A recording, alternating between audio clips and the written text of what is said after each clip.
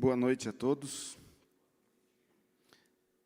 Que Deus nos abençoe nesta noite, que o Santo Espírito esteja conosco em nosso coração e em nossa mente, nos ajudando a compreender a palavra e, principalmente, sentir a necessidade de colocar em prática em nossa vida.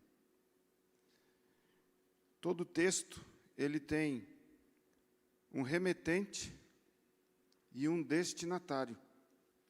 Quem escreve e quem recebe. E quando nós lemos a Bíblia, nós entendemos que é a palavra de Deus dirigida a cada um de nós. E o texto desta noite é o texto principal, está em 1 Coríntios, no capítulo 15, e o verso 57. Abra sua Bíblia em 1 Coríntios, capítulo 15, verso 57.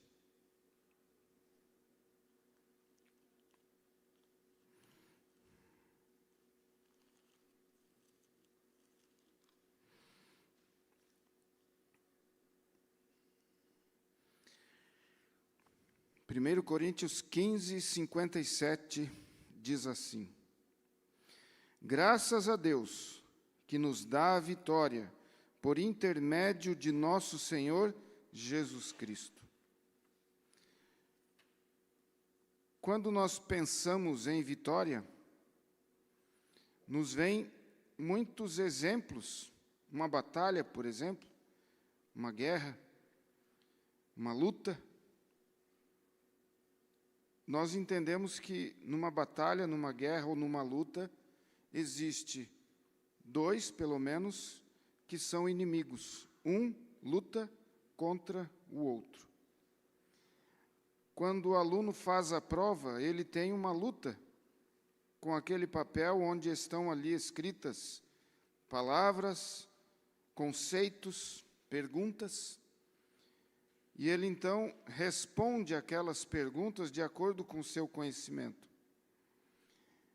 E quando ele recebe a prova corrigida, e ele percebe ali a nota alta, se a prova vale 10, ele tira 10, ele entende que aquilo ali foi uma vitória. Ele estudou, foi até a sala, sentou-se, fez a prova, e aí depois ele tem o resultado positivo. Quando você perde, então você entende que foi derrotado. Mas aqui a Bíblia diz que nós somos, em Cristo Jesus, vitoriosos. A vitória nos é dada por Deus, por intermédio de Jesus. O que é a vitória? Sobre o que será que o texto está falando? Será que é a vitória na nossa vida profissional? Será que é a vitória em nossa vida acadêmica? Será que é a vitória em nossa vida familiar?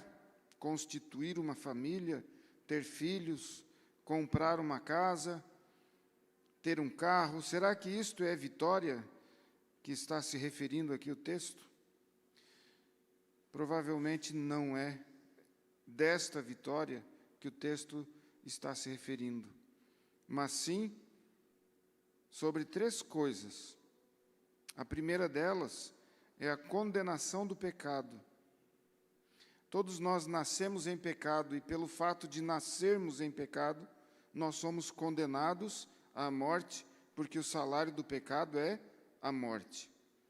Então, esta condenação que nós herdamos, que nós recebemos ao sermos gerados e nascemos em pecado, esta condenação nós não conseguimos livrá-la de nós. Eu não consigo livrar a minha vida da condenação do pecado. Não consigo. A segunda coisa é a morte eterna. O pecado trouxe a morte, Adão e Eva morreram, Abel morreu, e depois Caim também morreu, e assim todos os que vieram depois morreram, e a morte existe até hoje. Mas esta vitória que o texto aqui se refere, não é a morte física, é a morte eterna.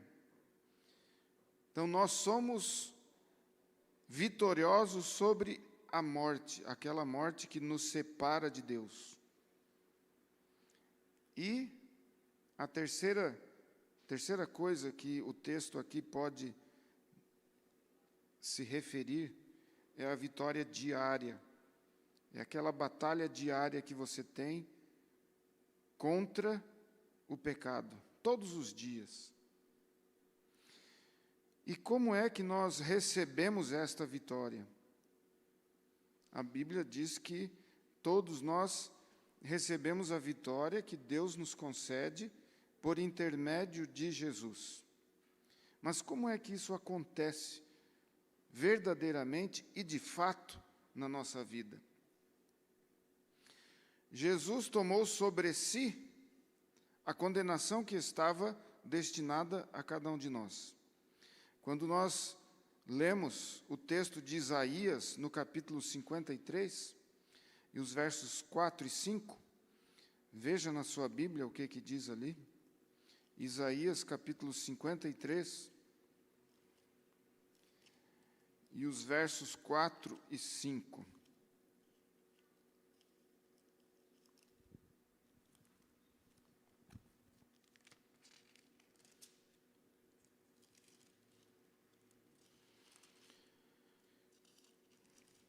O capítulo 53 de Isaías fala a respeito da profecia do servo sofredor, aquele que viria sofrer pela humanidade. E nos versos 4 e 5 diz assim: certamente, ele tomou sobre si as nossas enfermidades, e as nossas dores levou sobre si. E nós o reputávamos por aflito, ferido de Deus e oprimido. Mas ele foi traspassado pelas nossas transgressões, e moído pelas nossas iniquidades. E agora aqui a parte final do verso diz assim: o castigo que nos traz a paz estava sobre ele, e pelas suas pisaduras fomos sarados.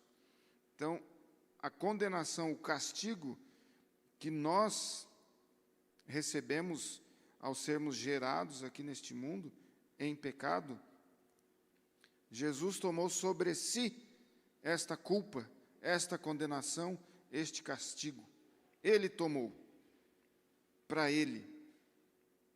E graças ao que ele fez, então hoje nós somos livres, nós somos libertos da condenação do pecado.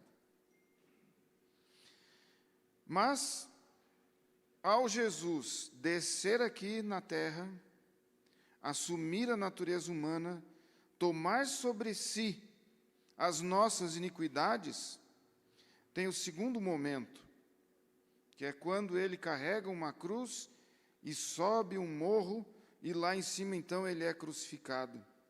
Abra a sua Bíblia em 2 Coríntios, no capítulo 5, e o verso 15. 2 Coríntios, capítulo 5, e o verso 15.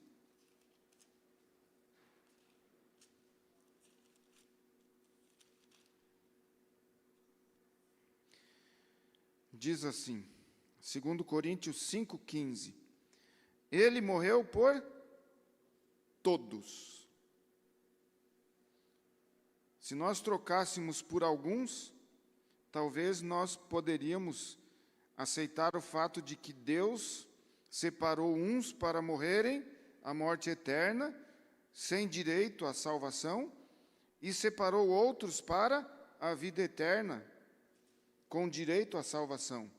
Mas o texto aqui diz que Jesus morreu por todos, todos. Aqui não é possível excluir ninguém. Para quê? para que os que vivem não vivam mais para si mesmos, mas para aquele que por eles morreu e ressuscitou. Então Jesus morreu e ele ressuscitou. Ele veio, tomou sobre si a culpa do pecado, assumiu esta culpa, tomou para ele, morreu, pagou o preço, o salário do pecado é a morte. Ele então morreu assim, pagando o preço do pecado, da condenação do pecado, e ele ressuscitou. Até a sua morte estava cumprida a lei. O salário do pecado é a morte. A lei exige que aquele que pecou tem que morrer. E Jesus tomou sobre si a culpa do pecado, cumpriu a lei, morreu. Mas o que aconteceria se Jesus apenas tivesse cumprido a lei e não tivesse continuado o plano da salvação?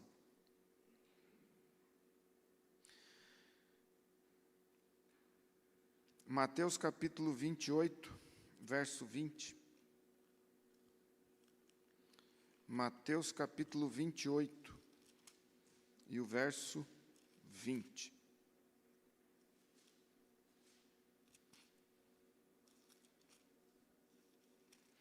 Diz assim: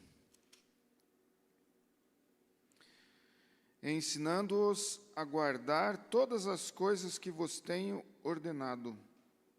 E eis que estou convosco todos os dias, até a consumação do século. Jesus poderia ter assumido a culpa, cumprido a lei, morrido pelo pecado, e a sua parte estaria feita. Ele cumpriu a lei. Mas Jesus vai além do cumprimento da lei. O que ele faz? Ele estende, após a sua morte e a sua ressurreição, ele estende a possibilidade de todos aqueles que aceitam a Jesus sejam salvos por ele. E ele promete estar conosco todos os dias. Todos os dias. Nenhum dia Jesus vai deixar de estar conosco. Nenhum. Pode ser o dia mais triste da sua vida. Pode ser o dia mais difícil da sua vida. Jesus vai estar contigo. Ele prometeu, ele disse: eu vou estar com vocês todos os dias. Então a nossa batalha diária, ela tem conosco uma ajuda que nos dá a vitória. Você entende como é que é o processo de Jesus morrer por nós e estar conosco todos os dias? É para nos dar a vitória. Quando nós lemos 1 Coríntios 15, 57, ali diz que Deus nos dá a vitória em Cristo Jesus.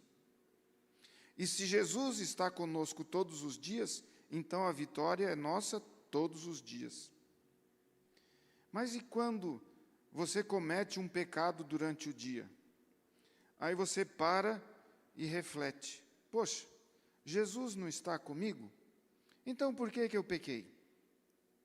Por que eu desobedeci os mandamentos de Deus? Por que eu tive pensamentos ruins durante o dia? Será que Jesus deixou de estar comigo naquele momento e por isso eu pequei? E por isso eu tive pensamentos ruins? E por isso eu desobedeci? O que acontece neste momento? Vamos ler 2 Coríntios capítulo 12, os versos 9 e 10. 2 Coríntios capítulo 12, os versos 9 e 10.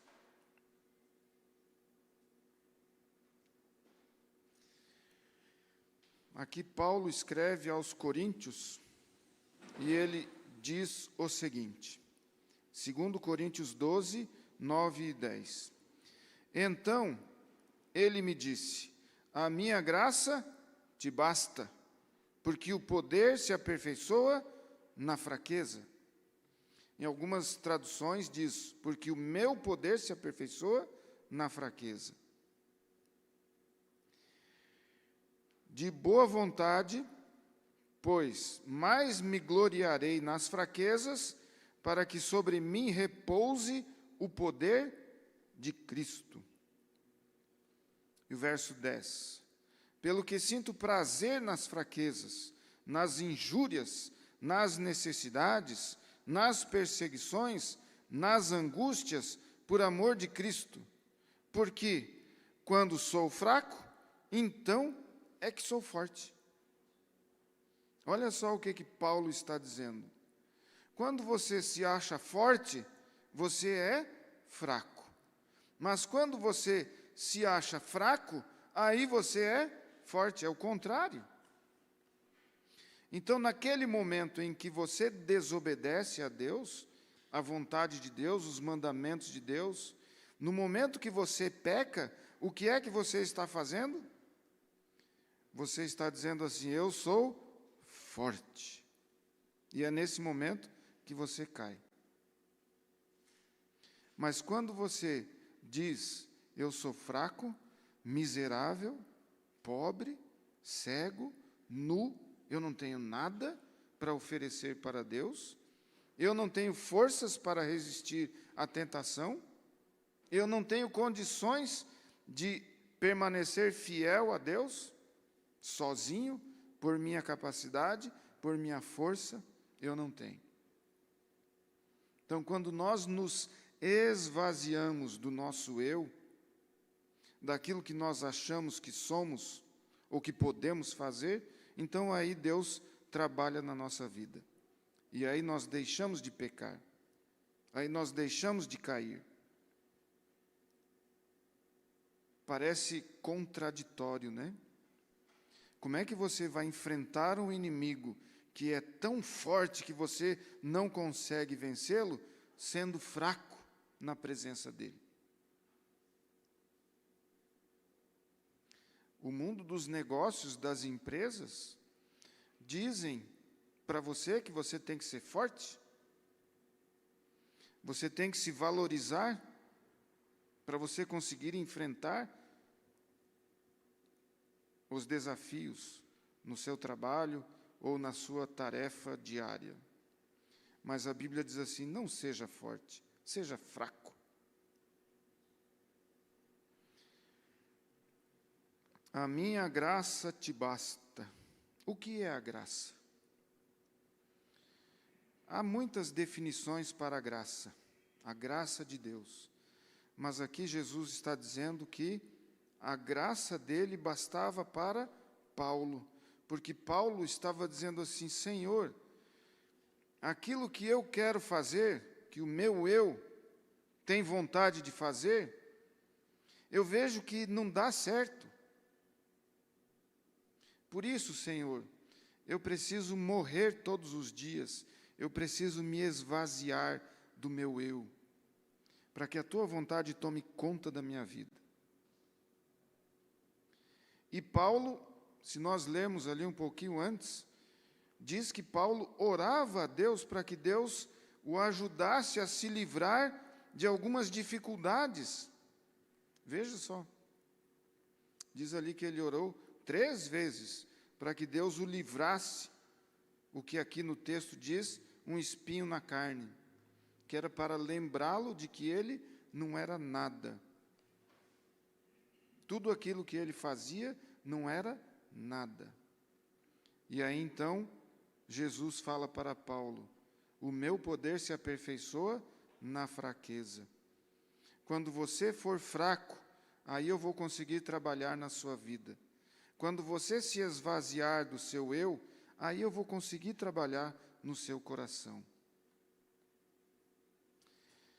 Paulo, aquele homem preparado, preparadíssimo, erudito, conhecia várias culturas, sabia falar várias línguas, vários idiomas.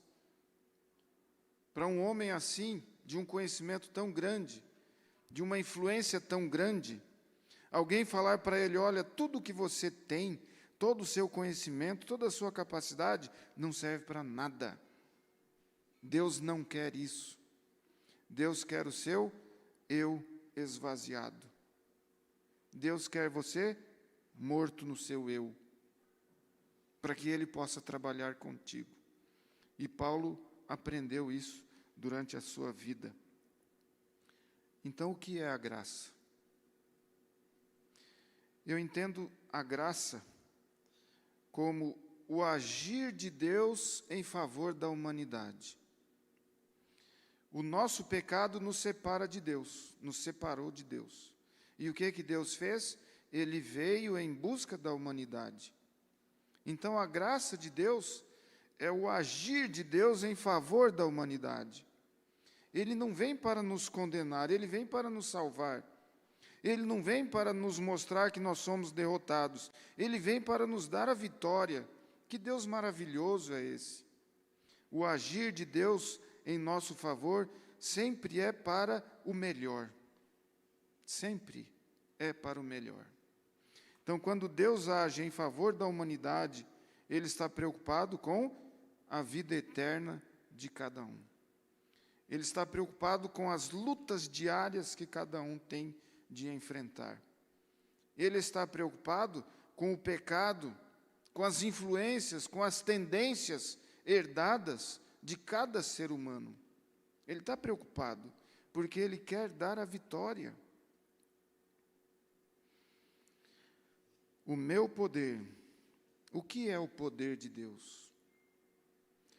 Nós vimos que a graça é o agir de Deus em favor da humanidade. Mas o que é o poder de Deus? A minha graça te basta, porque o meu poder se aperfeiçoa na fraqueza. O que é o poder? Mateus 28, 18.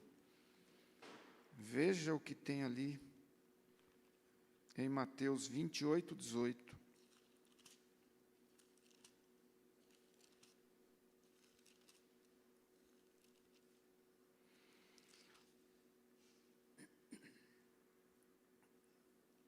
Diz assim: Jesus, aproximando-se, lhes falou, dizendo, ele se aproximou dos discípulos. E ele então diz aos discípulos: todo poder e toda autoridade me foi dada no céu e na terra. Todo poder. Que poder nós estamos falando, hein? Quando Jesus diz assim: o meu poder se aperfeiçoa na fraqueza. E nós lemos aqui em Mateus 28, 18, que Jesus recebe todo o poder, todo. Se você imaginar um super-herói com o poder de voar, ou se você imaginar um super-herói com o poder de não se machucar, será que é esse poder que nós estamos estudando aqui, em Mateus 28, 18? Com certeza não. Não é o poder de um super-herói, uma capacidade de vencer um inimigo ou um outro poder inferior a ele. Quando diz aqui todo poder, quando a graça se move na direção do ser humano, ela se move para dar a vitória. E quando essa graça nos alcança, nos é dado todo o poder para alcançarmos a vitória. Mas prestem bem atenção. Jesus diz que o poder, ele só está em nós quando nós nos esvaziamos, quando nós somos fracos, quando nós não somos nada. Reconhecemos isto, então o poder vem na nossa vida. João capítulo 1, verso 12. João, capítulo 1, e o verso 12.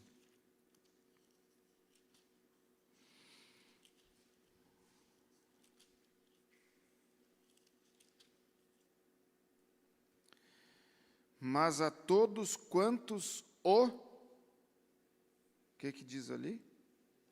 Receberam. Quem recebe Jesus, acontece o quê? Deu-lhes o poder de serem feitos filhos de Deus, a saber, aos que creem no seu nome. O que nós precisamos fazer para receber o poder? Primeira coisa, receber a Jesus, aceitar Jesus. Ele existiu no passado, ele existe hoje, no presente, e ele vai existir no futuro. Você aceita isso? Eu aceito. Que Jesus, ele é eterno. Que Jesus veio aqui na terra e morreu por mim pelo meu pecado. Eu aceito isso. Aceito. Se você aceita, você já dá o primeiro passo. O segundo passo é o quê? Crer no seu nome. Porque no nome de Jesus tem poder. Se você crê no nome de Jesus, você tem poder.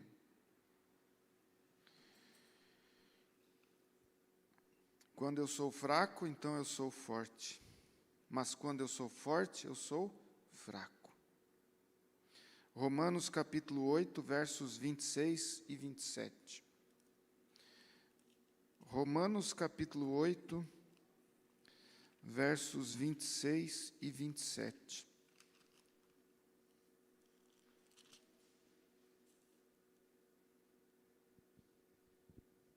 Diz assim, Romanos 8, 26 e 27. Também o Espírito, semelhantemente, nos assiste em nossa fraqueza. Em que momento que o Espírito Santo nos assiste? Quando eu sou fraco. Não é quando eu sou forte. O Espírito Santo não vai me ajudar quando eu sou forte, mas ele vai me ajudar quando eu sou fraco. Porque não sabemos orar como convém, mas o mesmo Espírito intercede por nós sobremaneira, com gemidos inexprimíveis.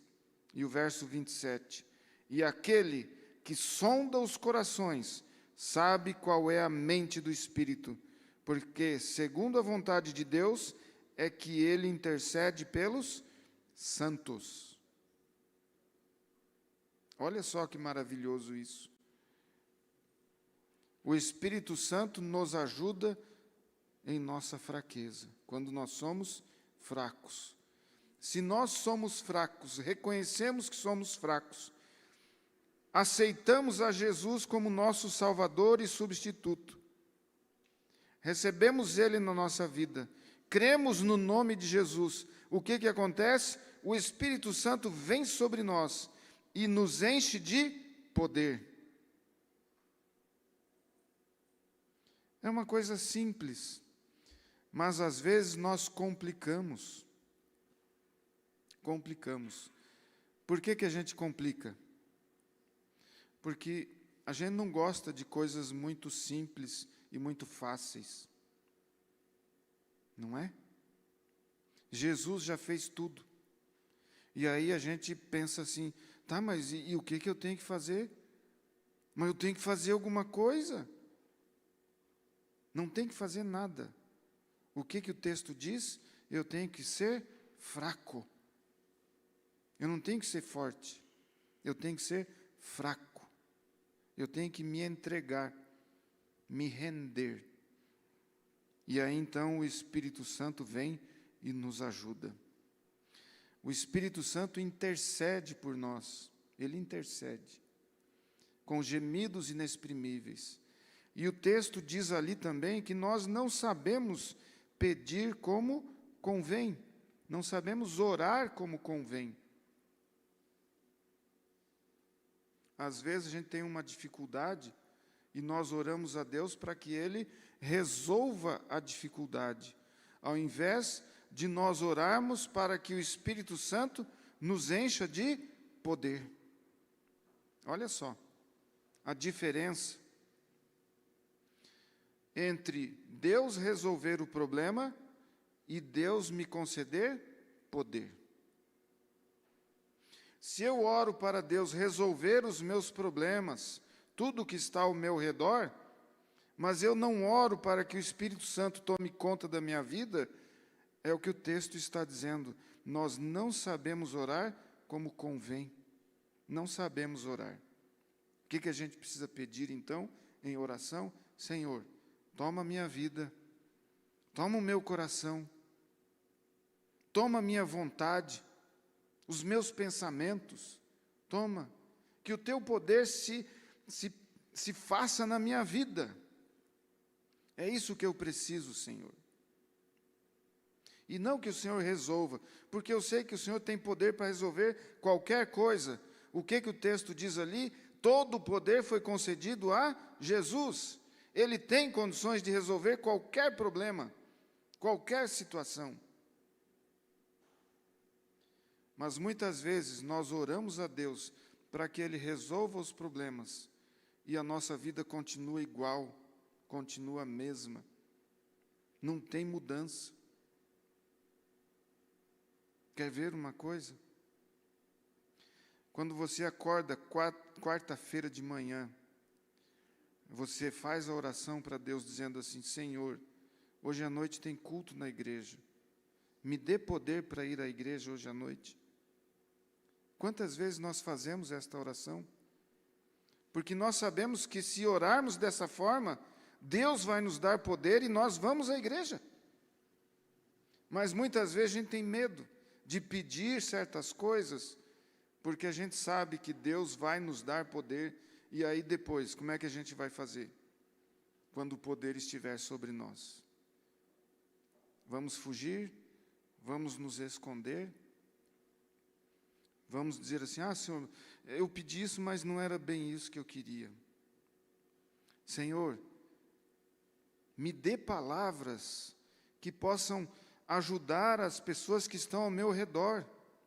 Transforma o meu coração, me dê este poder, Senhor, para transmitir alguma coisa boa para as pessoas. E quando nós oramos dessa forma, o Espírito Santo derrama o seu poder sobre nós. Derrama. E aí a gente começa a falar com as pessoas, e as pessoas dizem assim: eu quero estudar a Bíblia, você me ajuda a compreender? E aí a gente diz: olha, eu vou te levar lá na igreja, lá tem uma pessoa que vai estudar a Bíblia com você. O que eu pedi para Deus? Que me desse poder.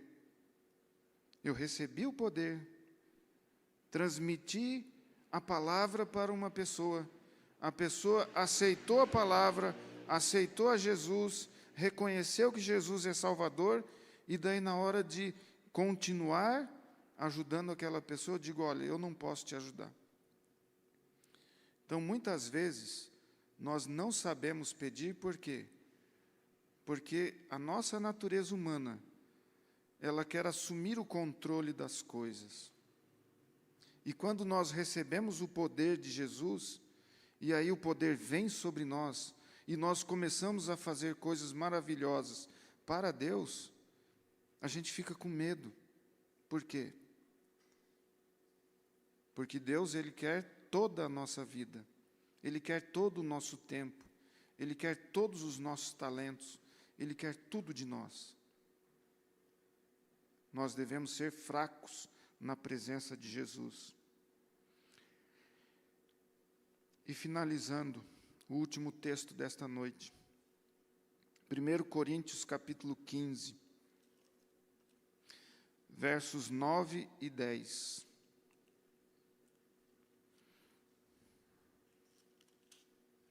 Primeiro Coríntios capítulo 15, versos 9 e 10.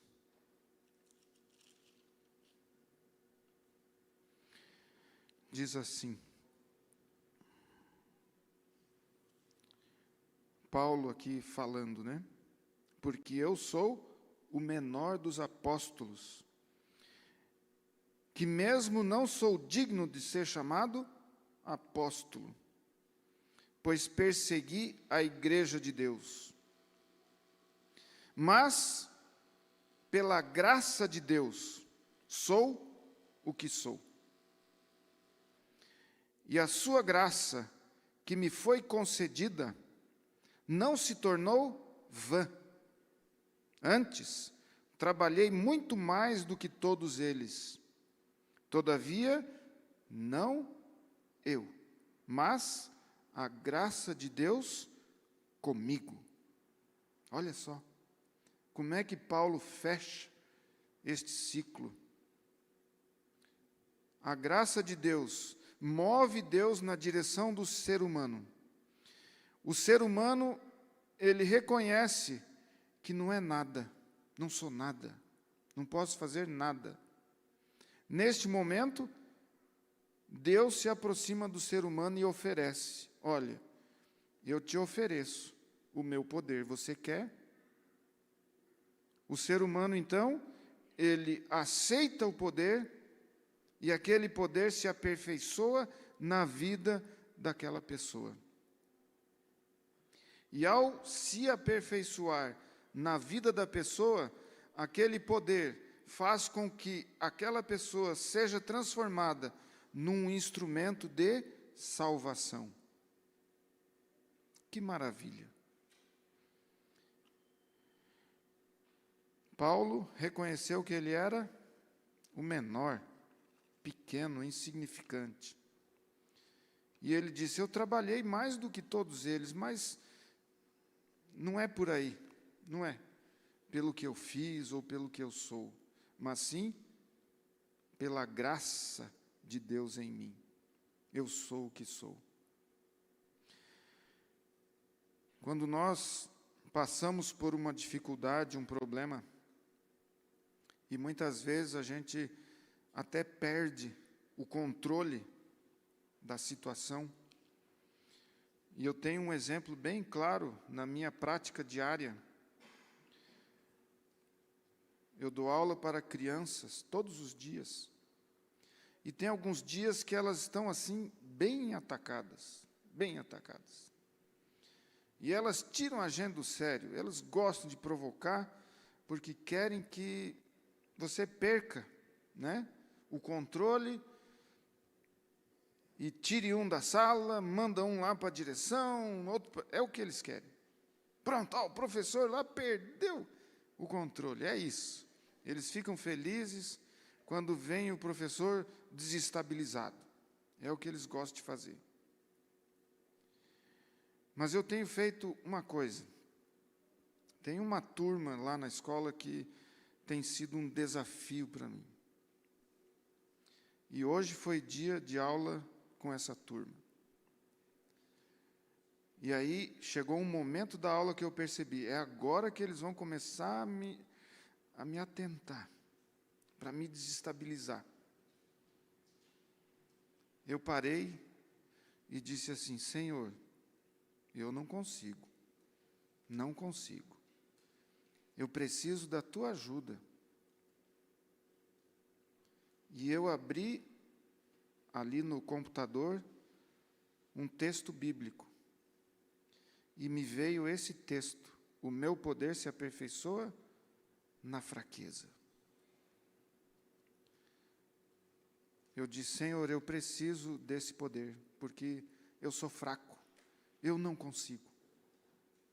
A vontade que eu tenho é sair correndo e deixar eles aí, porque eles estão doidos para me tirar do sério. E naquele momento eu orei a Deus e pedi: Senhor, me dê esse poder, me dê o teu Santo Espírito. Essas crianças não têm culpa de nada, elas são pecadoras assim como eu sou. Elas merecem também a tua graça, merecem. Que eu seja um instrumento da tua graça, Senhor, aqui com essas crianças. E se eu for contar a vida familiar dessas crianças, vocês vão pensar assim: puxa vida, não é por acaso que eles são assim,